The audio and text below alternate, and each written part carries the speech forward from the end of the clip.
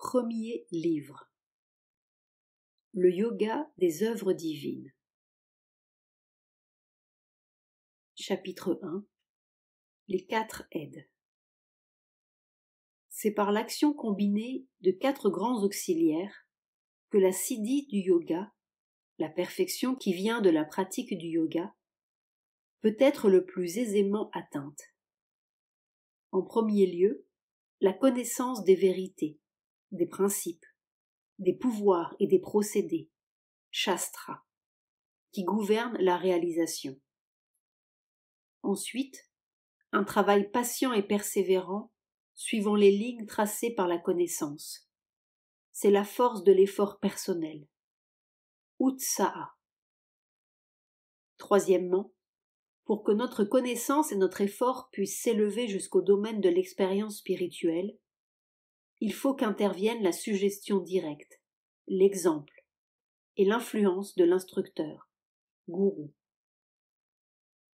Enfin, le temps, kala, nous apporte son aide, car pour toute chose il est un cycle d'action et une période dans le mouvement divin. Le shastra suprême du yoga intégral est le Veda éternel caché dans le cœur de tout être vivant et pensant. Le lotus de la connaissance et de la perfection éternelle est un bouton fermé et replié en nous. Il s'ouvre rapidement ou graduellement, pétale après pétale, par des réalisations successives, dès que l'intelligence de l'homme se tourne vers l'éternel et que son cœur, n'étant plus comprimé et confiné par l'attachement aux apparences finies, s'éprend, à quelque degré que ce soit, de l'infini. Toute vie, toute pensée, toute énergie issue de nos facultés, toute expérience passive ou active, deviennent dès lors autant de chocs qui brisent les téguments de l'âme et suppriment les obstacles à son inévitable efflorescence. Celui qui choisit l'infini a été choisi par l'infini. Il a eu un premier contact avec le divin, sans lequel il n'est pas d'éveil, pas d'ouverture de l'esprit. Mais une fois reçu, l'accomplissement est certain, soit par une conquête rapide au cours d'une seule vie humaine, soit par une poursuite patiente à travers les nombreux stades du cycle de l'existence dans l'univers manifesté. Rien ne peut être appris à l'intelligence qui ne soit déjà secrètement connu en puissance dans l'âme qui s'épanouit. De même, toute la perfection dont l'homme extérieur est capable n'est que la réalisation de l'éternelle perfection de l'esprit qui est en lui. Nous connaissons le divin et devenons le divin parce que nous sommes déjà cela dans notre nature intime. Tout enseignement est une révélation, tout devenir un dévoilement. La découverte de soi est le secret. La connaissance de soi et une conscience toujours plus large sont le moyen et le procédé. L'intermédiaire habituel de cette révélation est le mot, cela qui est entendu, shruta. Le mot peut venir à nous du dedans, il peut venir aussi du dehors. Mais dans les deux cas, il sert seulement à rendre active la connaissance cachée en nous. La parole intérieure peut être celle de l'âme au dedans, qui est toujours ouverte au divin, ou celle de l'instructeur universel qui demeure secrètement dans le cœur de chacun. Il est des cas exceptionnels où nul autre que lui n'est nécessaire, car tout le reste du yoga se déploie sous le contact constant de ce guide intérieur. Le lotus de la connaissance s'ouvre au dedans par le pouvoir du rayonnement resplendissant de celui qui a établi sa demeure dans le lotus du cœur. Ils sont grands autant que rares, en vérité, ceux à qui suffit ainsi la connaissance intérieure et qui peuvent se passer de l'influence dominante du livre écrit ou de l'instructeur vivant. En tant que représentant du divin, le mot reçu du dehors est généralement l'aide nécessaire dans le travail d'épanouissement de soi. Ce peut être une parole venue du passé, ou la parole plus puissante d'un gourou vivant. En certains cas, le mot représentatif n'est qu'un prétexte, en quelque sorte, pour que le pouvoir intérieur s'éveille et se manifeste. C'est pour ainsi dire une concession du divin omnipotent et omniscient à la loi générale qui gouverne la nature.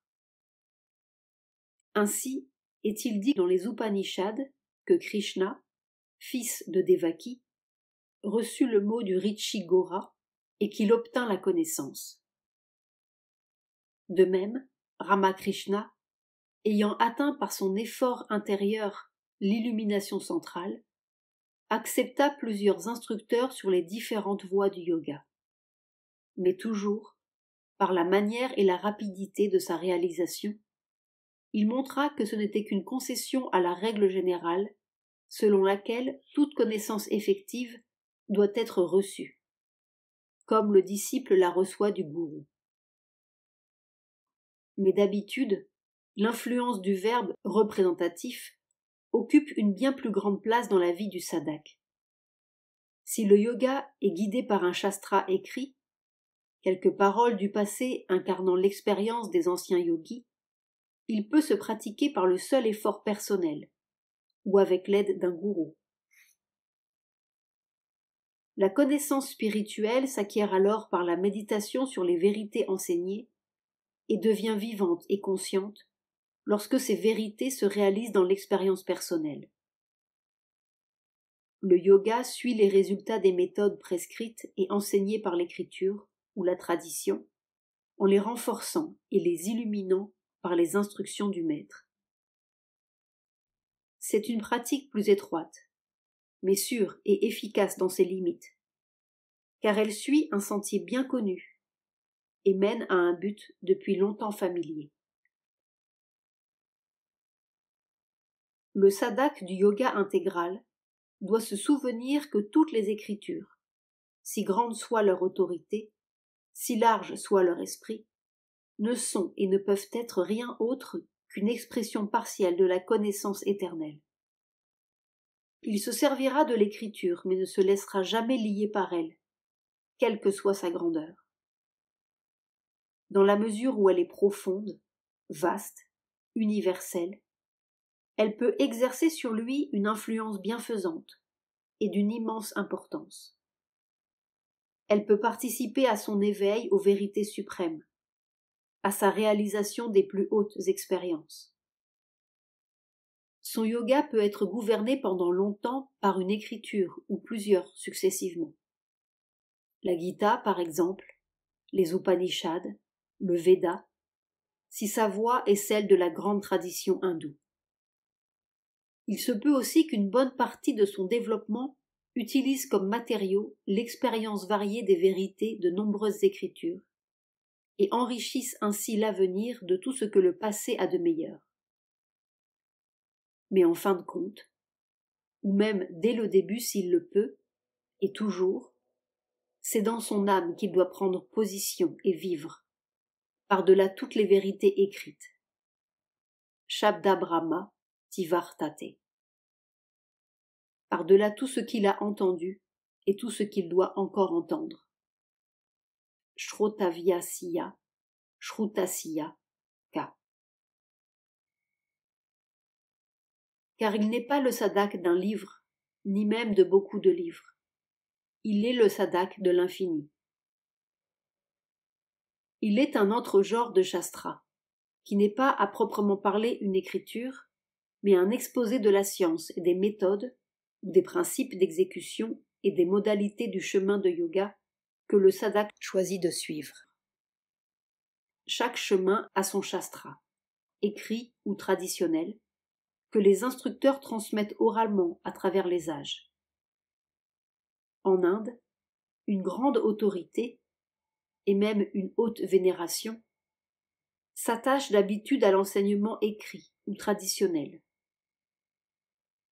Toutes les voies de yoga sont considérées comme fixées une fois pour toutes, et l'instructeur, qui a reçu le shastra traditionnel et l'a réalisé concrètement, guide le disciple au long des sentiers immémoriaux.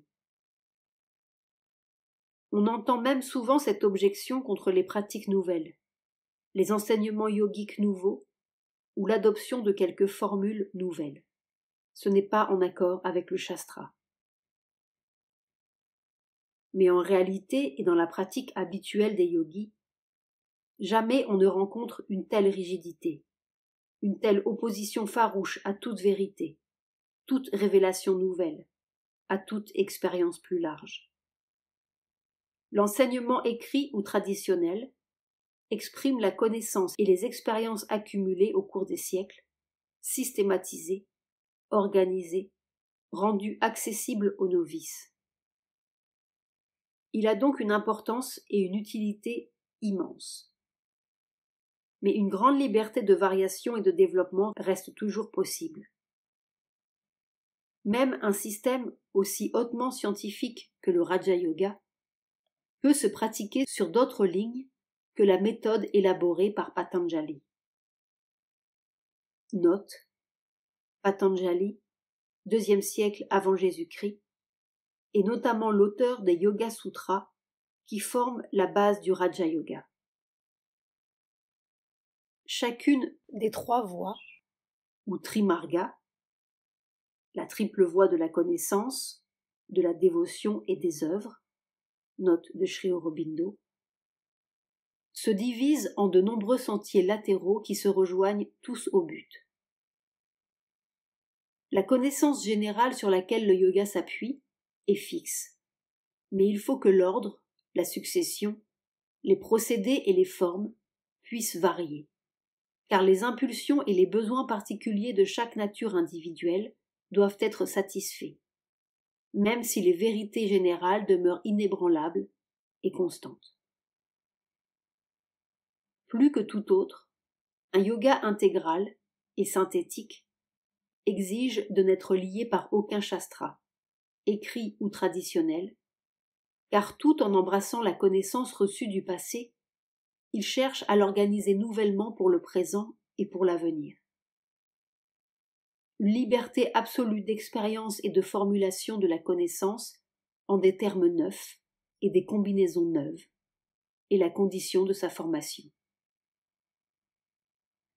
S'efforçant d'embrasser la vie entière, sa position n'est pas celle d'un pèlerin qui suit la grande route vers sa destination, mais, sur ce point tout au moins, d'un pionnier qui ferait son chemin dans la forêt vierge. Car depuis longtemps, le yoga s'est éloigné de la vie, et les systèmes anciens qui ont essayé d'inclure la vie tels que ceux de nos ancêtres védiques sont très loin de nous. Ils sont exprimés en des termes qui ne nous sont plus accessibles, coulés en des formes qui ne sont plus applicables. Depuis lors, l'humanité a fait du chemin sur le courant du temps éternel. Et bien que le problème reste le même, le point de départ doit être nouveau. Par ce yoga intégral, nous ne cherchons pas seulement l'infini. Nous appelons l'infini à se déployer lui-même dans la vie humaine. C'est pourquoi le shastra de notre yoga doit donner une liberté infinie à l'âme humaine réceptive. La vraie condition d'une vie spirituelle complète en l'homme est de permettre à l'individu d'adapter librement le mode et la façon dont il accueille en lui-même l'universel et le transcendant. Vivekananda faisait remarquer que l'unité de toutes les religions devait nécessairement se traduire en des formes toujours plus riches et plus variées, et il déclara même un jour que cette unité profonde trouverait sa perfection lorsque chaque homme aurait sa propre religion et que, n'étant plus lié par aucune secte ni aucune forme traditionnelle, chacun suivrait librement le mouvement d'adaptation de sa nature dans ses rapports avec le suprême. De même, on peut dire que la perfection du yoga intégral sera atteinte quand chaque homme sera capable de suivre son propre chemin de yoga et de poursuivre le développement de sa propre nature dans son élan vers ce qui la transcende. Car la liberté est la loi finale et l'ultime accomplissement. En attendant, certaines lignes générales doivent être tracées, qui pourront aider à guider la pensée et la pratique du sadhak. Mais il faut autant que possible qu'elles prennent la forme de vérités générales, de déclarations générales de principes, de directives puissantes, mais très larges, qui orientent l'effort et le développement, plutôt que d'un système fixe que l'on doit suivre comme une routine. Tout shastra est le produit de l'expérience passée et une aide pour l'expérience future. C'est une aide et aussi un guide partiel. Il dresse les poteaux indicateurs, fournit les noms des routes principales et des régions déjà explorées, afin que le voyageur sache où il va et par quel chemin il avance. Le reste dépend de l'expérience et de l'effort personnel et du pouvoir du guide. Le développement de l'expérience et sa rapidité, son amplitude, l'intensité et le pouvoir de ses résultats dépendent principalement, au début du chemin et pour longtemps, de l'aspiration et de l'effort personnel du sadhak. Le processus du yoga consiste à tirer l'âme humaine de son état de conscience égocentré. Absorbée par les apparences, soumise à l'attraction des choses, elle doit se tourner vers un état supérieur où le transcendant et l'universel peuvent se couler dans le moule individuel et le transformer. Par conséquent, le premier élément déterminant de la siddhi est l'intensité du changement d'orientation, la force qui tourne l'âme vers le dedans. La puissance d'aspiration du cœur, la force de la volonté, la concentration du mental, la persévérance et la détermination de l'énergie mise en œuvre donnent la mesure de cette intensité. Le sadhak idéal doit pouvoir dire à la façon biblique « Le zèle du Seigneur me dévore ». Et c'est ce zèle pour le Seigneur, utsaha, le zèle de la nature entière pour sa fin divine, vyakulata, l'ardeur du cœur à atteindre le divin, qui dévore l'ego, brise les limitations de son moule étroit et mesquin, et le rend apte à recevoir largement et pleinement ce qu'il cherche. Car ce qu'il cherche est universel et transcendant, et par conséquent dépasse ou surpasse la nature et le moi individuel même les plus vastes et les plus hauts. Mais ce n'est là qu'un aspect de la force qui œuvre pour la perfection. Le processus du yoga intégral comporte 3 étapes qui ne sont pas nettement distinctes ni séparées, certes, mais dans une certaine mesure successives. D'abord, il faut au moins un premier effort de dépassement de soi pour permettre d'établir le contact avec le divin. Ensuite, il faut recevoir en soi-même cela qui nous dépasse, ce avec quoi nous cherchons à nous unir afin de transformer la totalité de notre être conscient. Enfin, il faut que notre humanité transformée devienne un centre divin dans le monde. Tant que le contact avec le divin n'est pas assez solidement établi, tant que l'identification, sayujaya, n'est pas suffisamment constante, l'effort personnel doit normalement prédominer. Mais à mesure que le contact s'établit, le sadhak devient conscient d'une force qui n'est pas la sienne et qui œuvre en lui. Une force qui transcende son effort et sa capacité égoïste. Et il apprend progressivement à se soumettre à ce pouvoir et à lui abandonner la charge de son yoga. Finalement, sa force et sa volonté propre ne font plus qu'un avec le pouvoir supérieur. Elles se fondent en la volonté divine et en sa force transcendante et universelle. Le sadhak s'aperçoit dès lors que c'est elle qui préside à la transformation nécessaire de son être mental, vital et physique, avec une sagesse impartiale et une efficacité providentielle dont l'ego, avide et intéressé, est incapable. Quand cette identification, cette fusion sont complètes, le centre divin dans le monde est prêt. Purifié, libéré, plastique, illuminé, il peut commencer à devenir un moyen d'action directe du pouvoir suprême dans un yoga plus large. Le yoga de l'humanité ou de la surhumanité. Le yoga du progrès spirituel de la Terre ou de sa transformation. En fait, c'est toujours le pouvoir supérieur qui agit. Nous avons le sentiment d'une aspiration et d'un effort personnel. Mais c'est notre mental égoïste qui cherche de manière fausse et imparfaite à s'identifier aux opérations de la force divine. Il s'obstine à vouloir appliquer aux expériences supranormales les termes mentaux ordinaires qu'il applique à ses expériences normales du monde. Dans le monde, toutes nos actions ont l'ego pour origine. Nous nous imaginons que les forces universelles qui œuvrent en nous sont nôtres. Nous revendiquons comme un effet de notre volonté et de notre sagesse, de notre force, de notre vertu personnelle, le choix, la formation et le progrès accomplis par le transcendant dans le cadre de notre mental, de notre vie et de notre corps. L'illumination nous apporte la connaissance que l'ego n'est qu'un instrument. Nous commençons à percevoir et à sentir que ces choses sont nôtres, en ce sens qu'elles appartiennent à notre moi supérieur et intégral, qui est un avec le transcendant, et non à notre ego instrumental. Nos limitations et nos déformations sont notre contribution au travail. Le vrai pouvoir en lui est le pouvoir du divin. Quand l'ego humain reconnaît que sa volonté est un outil, sa sagesse une ignorance et un enfantillage, son pouvoir un tâtonnement d'enfant, sa vertu une prétentieuse impureté, et qu'il apprend à se confier à ceux-là qui le transcendent, c'est pour lui le salut.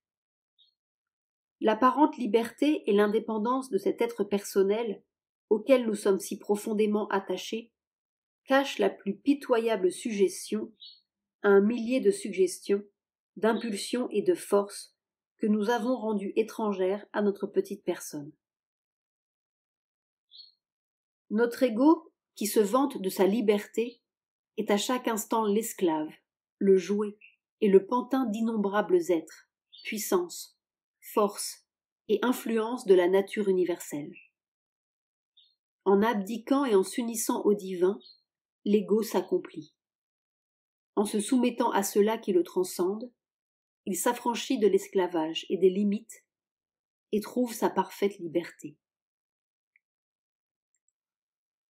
Mais au cours de notre développement, chacune de ces trois étapes a sa nécessité et son utilité, et il faut à chacune donner son temps et sa place.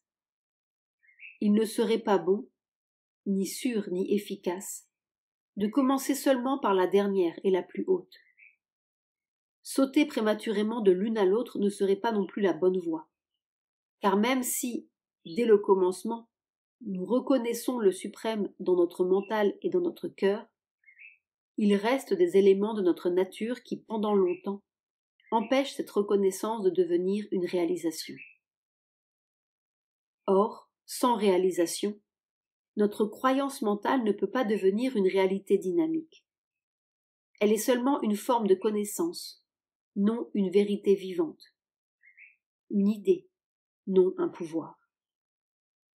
Et même s'il y a un début de réalisation, il peut être dangereux d'imaginer, ou de présumer trop tôt, que nous sommes entièrement entre les mains du Suprême et que nous agissons comme son instrument. Cette présomption peut introduire une fausseté funeste. Elle peut produire une inertie incohérente ou, exaltant les mouvements de l'ego sous le nom divin, ruiner et dévoyer d'une façon désastreuse la marche tout entière du yoga. Il est une période plus ou moins longue d'effort intérieur et de lutte, pendant laquelle la volonté individuelle doit rejeter activement l'obscurité et les déformations de la nature inférieure et se ranger résolument ou impétueusement du côté de la lumière divine.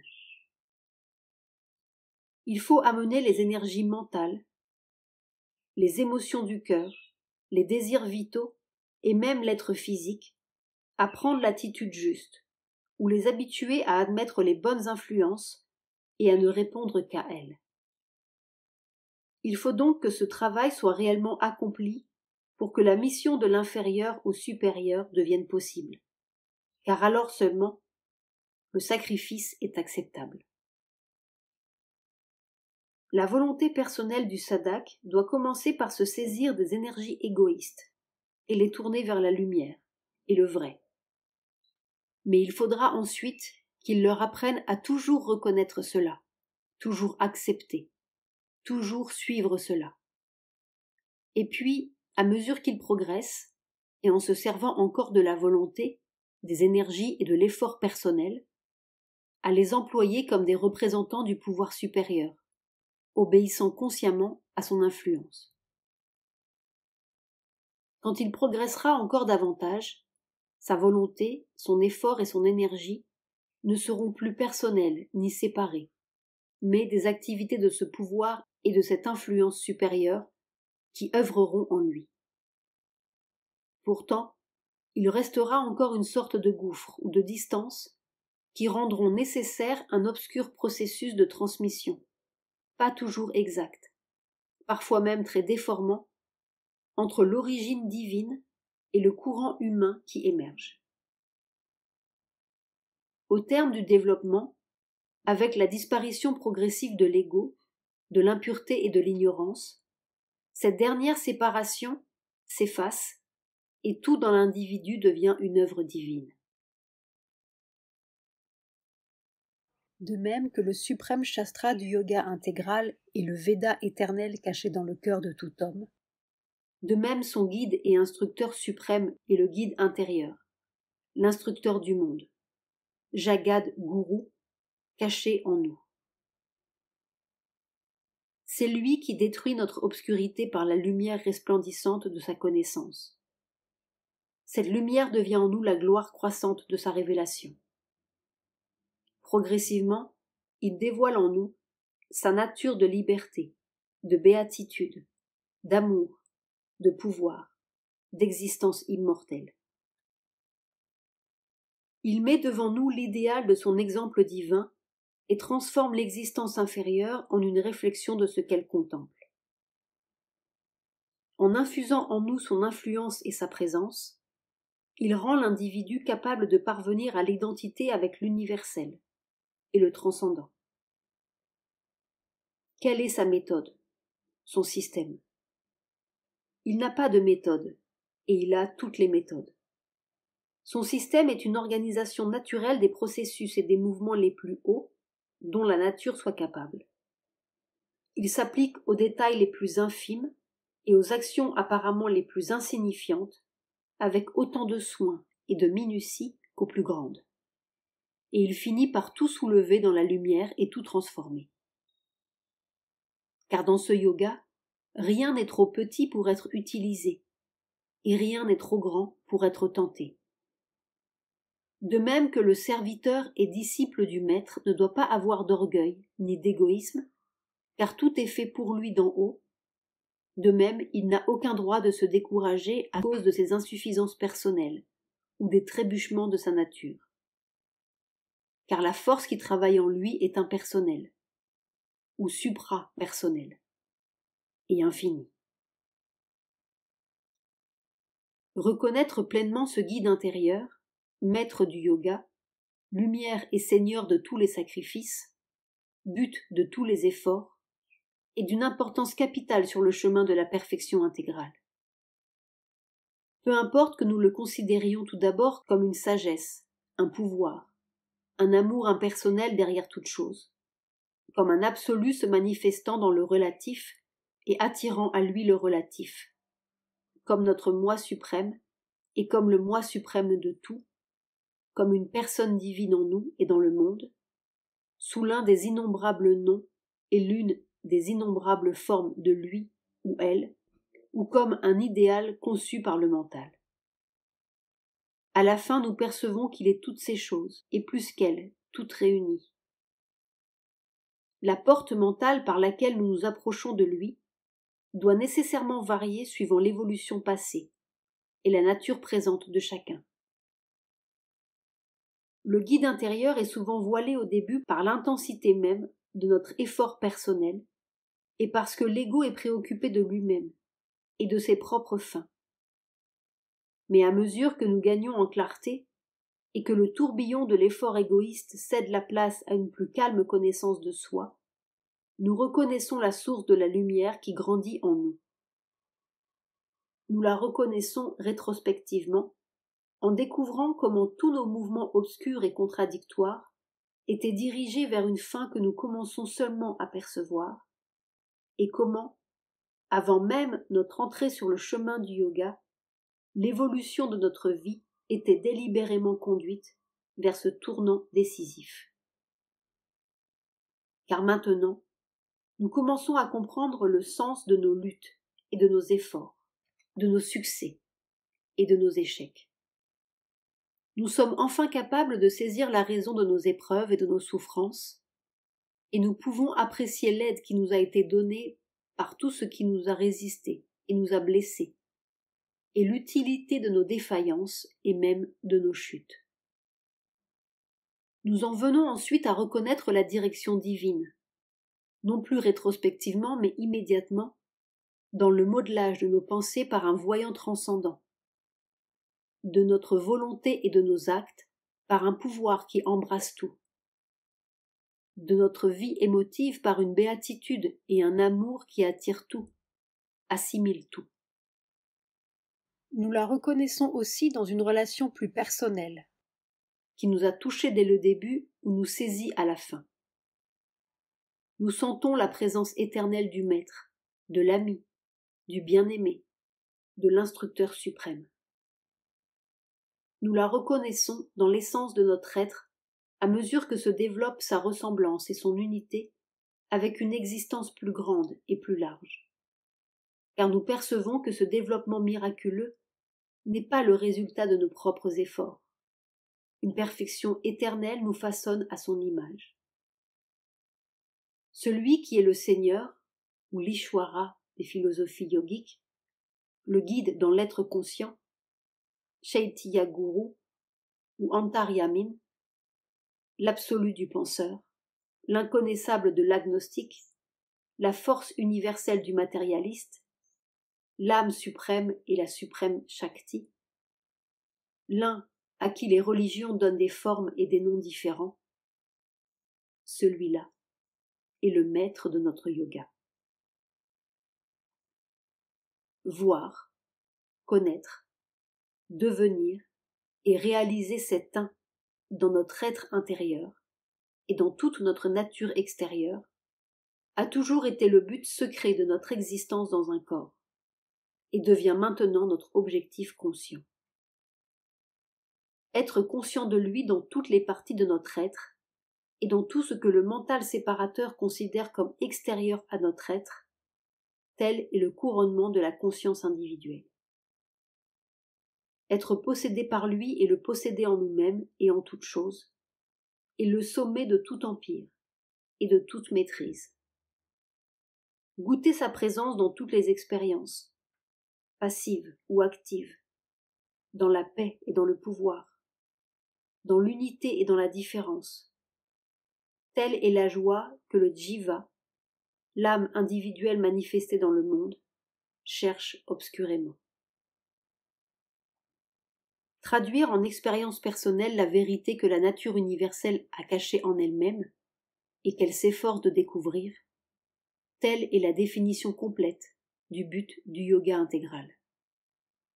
C'est convertir l'âme humaine en une âme divine et la vie naturelle en une existence divine. Le plus sûr chemin de cet accomplissement intégral est de trouver le maître du secret qui demeure en nous, de nous ouvrir constamment au pouvoir divin, qui est aussi la sagesse et l'amour divin, et de nous en remettre à lui pour effectuer cette conversion. Mais il est difficile pour la conscience égoïste de le faire si peu que ce soit au commencement. Et si elle le fait vraiment, il est encore plus difficile de le faire parfaitement et dans toutes les fibres de notre nature. C'est difficile tout d'abord parce que nos pensées, nos sensations et nos sentiments sont habituellement égocentriques, ce qui a pour effet de bloquer les issues qui nous permettraient d'accéder à la perception nécessaire. C'est difficile également parce que l'âme, enveloppée dans les brumes de l'ego, a du mal à trouver la foi, la soumission, le courage nécessaire pour suivre ce chemin. Le mental égocentrique n'aime pas, n'approuve pas la façon de faire du divin, car le divin se sert de l'erreur pour atteindre la vérité, de la souffrance pour goûter la béatitude, et de l'imperfection pour obtenir la perfection. L'ego ne voit pas où il est conduit. Il se révolte contre le guide, perd confiance, perd courage. Ces défaillances ne sont pas si graves en soi, car le guide intérieur divin n'est pas offensé par notre révolte, ni découragé par notre manque de foi, ni rebuté par notre faiblesse. Il a tout l'amour de la mère, toute la patience de l'instructeur. Mais en refusant notre assentiment à sa direction, nous perdons conscience de ses bienfaits, bien que nous ne perdions pas tous ses effets actuels et certainement pas le résultat final.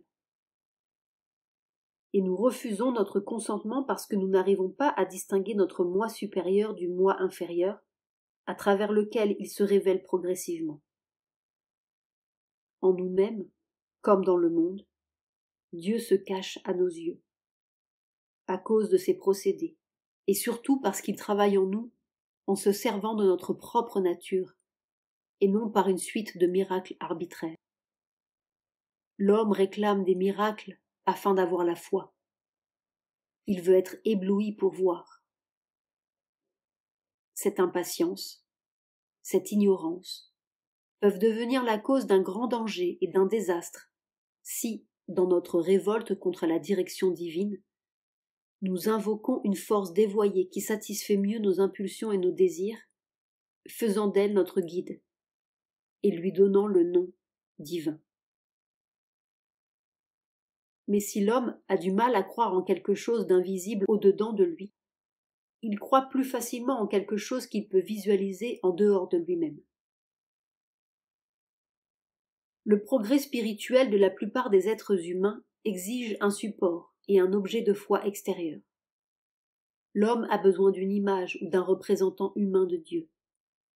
Incarnation, prophète ou gourou. Parfois il exige les deux et se trouve comblé. Car suivant le besoin de l'âme humaine, le divin se manifeste sous la forme d'un Dieu, d'un homme divin ou simplement d'un homme. Et il se sert pour nous guider de cet épais déguisement qui cache si bien sa divinité. Dans la discipline spirituelle hindoue, les concepts d'Ishta-devata, d'avatar et de gourou répondent à ce besoin de l'âme. L'Ishta-devata, ou divinité choisie, ne désigne pas quelque puissance inférieure, mais un nom et une forme de la divinité transcendante et universelle. Presque toutes les religions s'appuient sur l'une de ces formes, l'un de ces noms du divin, ou y recourent. Leur nécessité pour l'âme humaine est évidente. Dieu est le tout et plus que le tout. Mais ce qui est plus que le tout, comment l'homme peut-il le concevoir? Au début, même l'idée d'un tout le dépasse, car lui-même, en sa conscience active, est une formation limitée et exclusive, et il ne peut s'ouvrir qu'à ce qui s'accorde à notre nature bornée. Il y a dans le tout des choses qui, pour lui, sont trop difficiles à comprendre, ou trop effrayantes pour ses émotions délicates et ses sensations timides. Ou simplement, il ne peut concevoir, ni approcher, ni reconnaître comme divin quelque chose qui est trop en dehors du cercle de ses conceptions ignorantes et partielles. Il a besoin de concevoir Dieu à sa propre image, ou sous une forme qui le dépasse peut-être, mais qui s'harmonise avec ses tendances les plus hautes, et que ses sentiments ou son intelligence peuvent appréhender. Sinon, il aura de la difficulté à entrer en contact avec le divin et à s'unir à lui.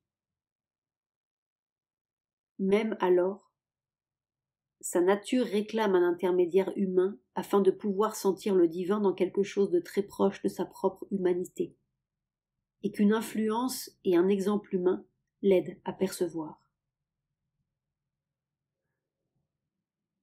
La manifestation du divin sous une forme humaine, l'incarnation, l'avatar, Krishna, le Christ, le Bouddha, satisfait ce besoin. Et si c'est trop difficile à concevoir, le divin se représente à travers un intermédiaire moins miraculeux, le prophète ou l'instructeur. Car beaucoup, qui ne peuvent concevoir l'homme divin ou se refusent à l'accepter, sont prêts à s'ouvrir à l'homme supérieur, qui n'appelle pas une incarnation, mais un représentant divin ou un instructeur. Mais ce n'est pas suffisant non plus. Une influence et un exemple vivant, un enseignement direct, sont nécessaires.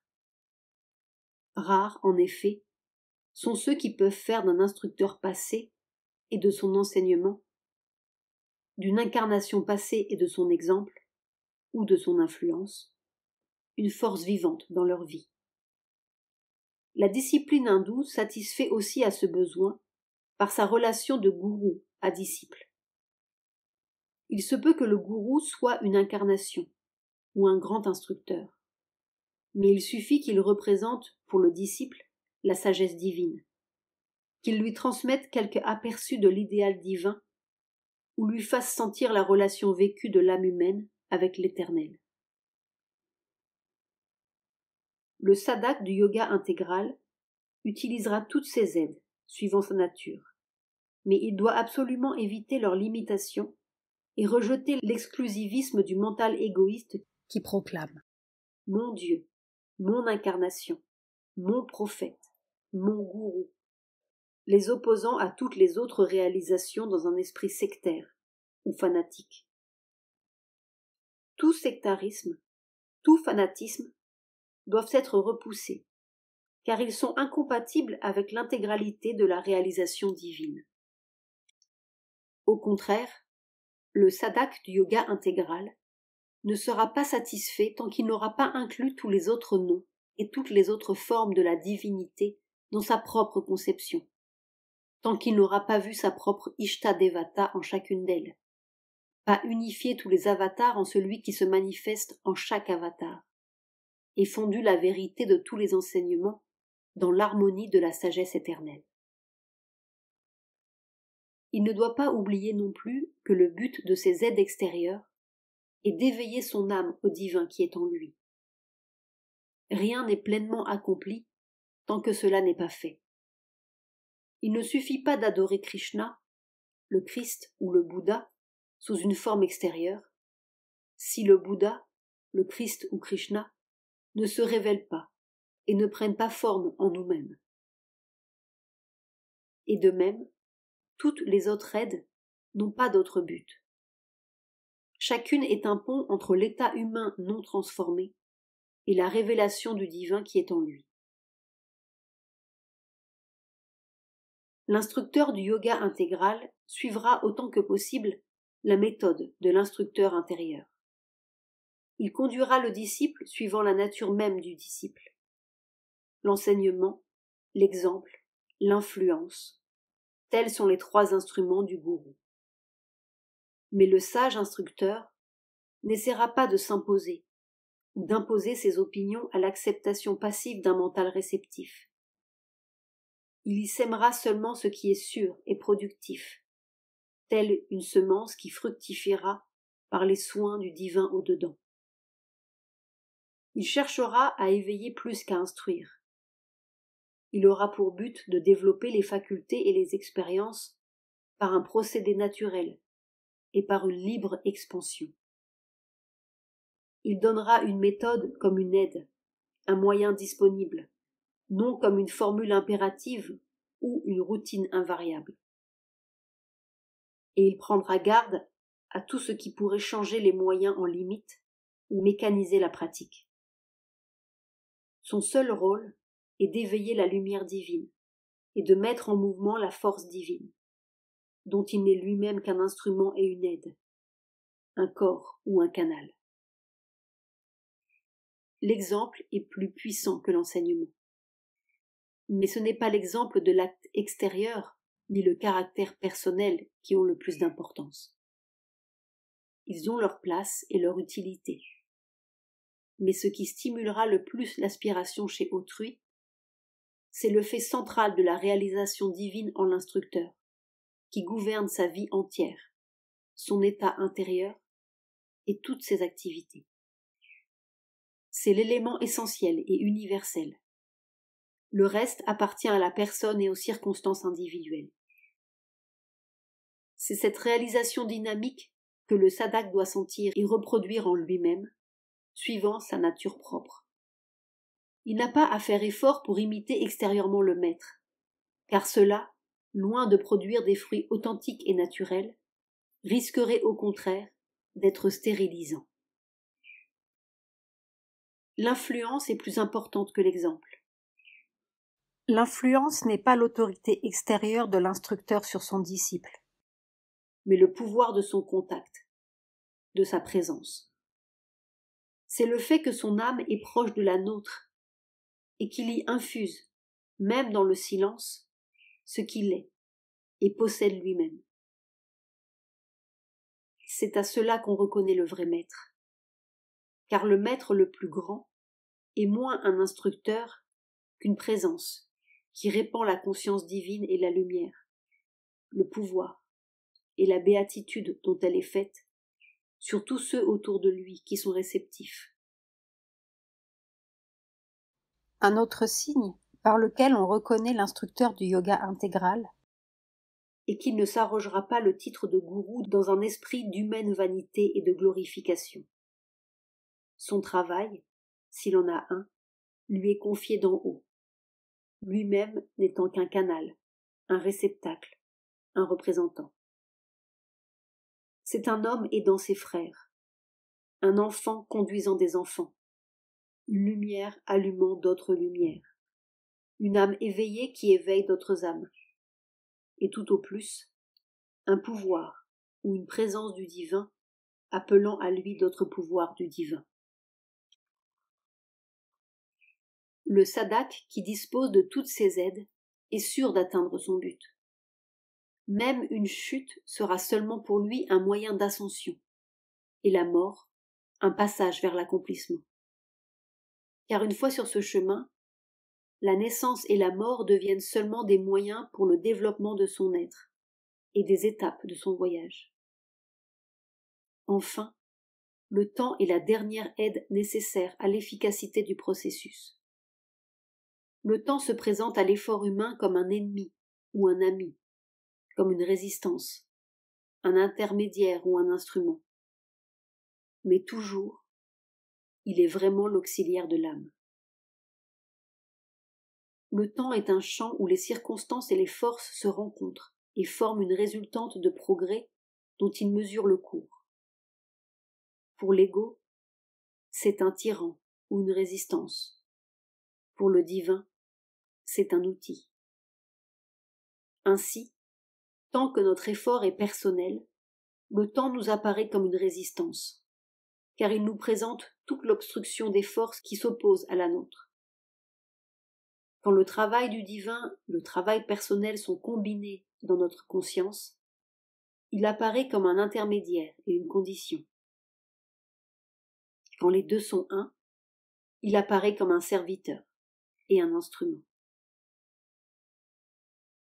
L'attitude idéale du sadhak vis-à-vis du temps est d'avoir une patience sans fin, comme s'il avait toute l'éternité devant lui pour atteindre son but, et pourtant de mettre en œuvre l'énergie qui réalise tout de suite avec une maîtrise toujours plus grande, et une pression de plus en plus rapide, jusqu'à ce que cette pression arrive à la miraculeuse instantanéité de la transformation divine suprême.